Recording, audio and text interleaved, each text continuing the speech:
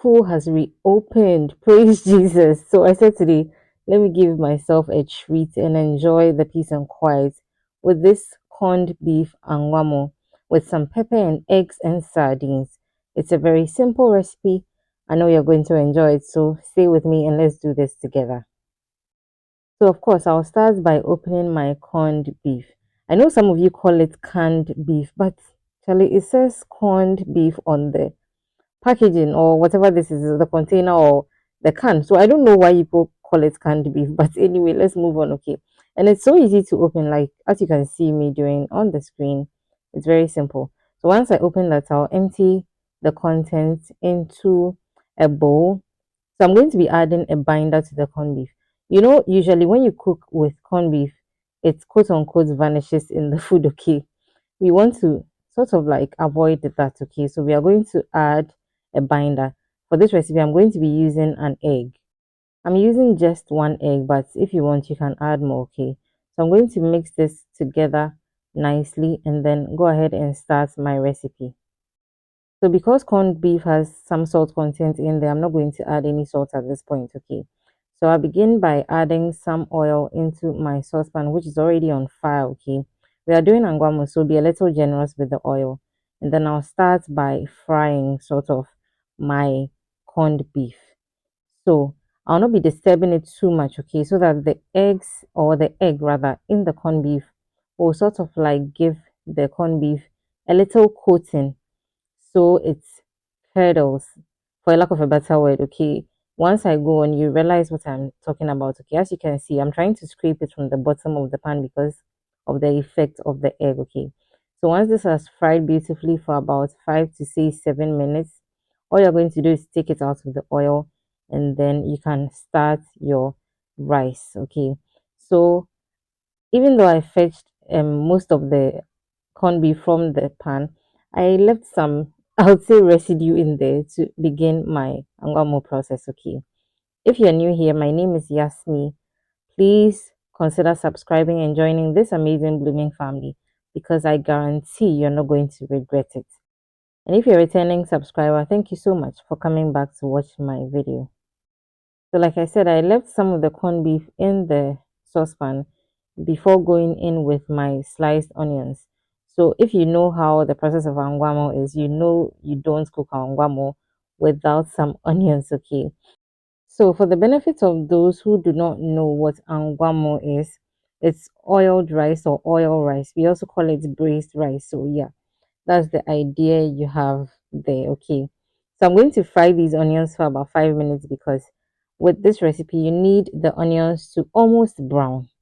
Some people even burn it, okay, but I don't want it like that, okay? So once the onions are fried beautifully, I'll go ahead and add my washed rice. So in the beginning, I told you that corned beef has some salt content in there, so you need to be very careful when adding salt to this recipe. Angwamu usually requires a teeny bit more salt than what you'd use to cook your plain rice, okay? So that it's sort of like tastier. I don't know how else to put it, but you need a bit more salt in there. So once the rice goes in, I'll add some salt and then mix everything together beautifully and very well. But also I'll let my rice fry a bit or toast or roast a bit, okay? Just so that your anwamo has some more flavor to it, okay? So do not rush it at this point. So do the stirring and the toasting or roasting for about 5 to 7 minutes before you add in your water.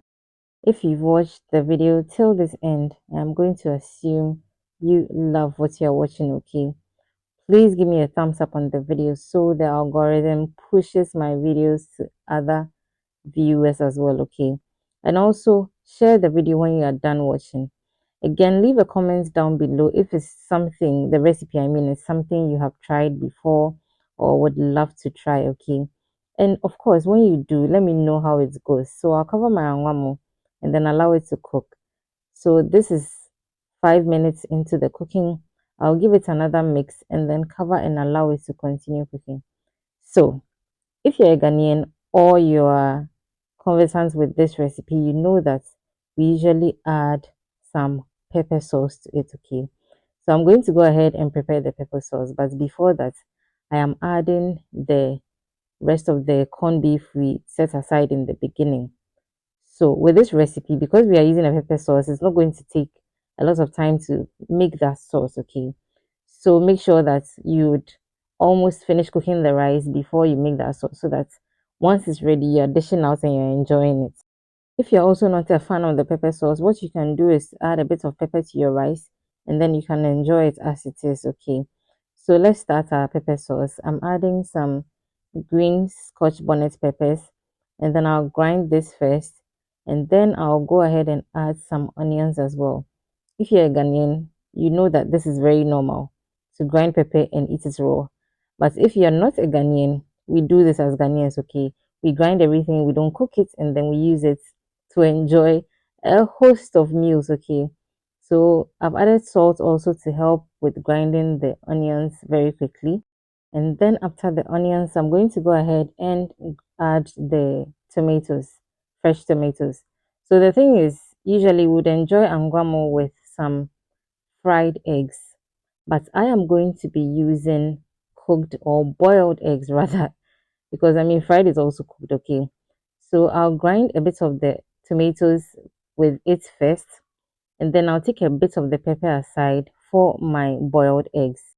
So for this recipe, we are going with the Kosiane Meko vibe.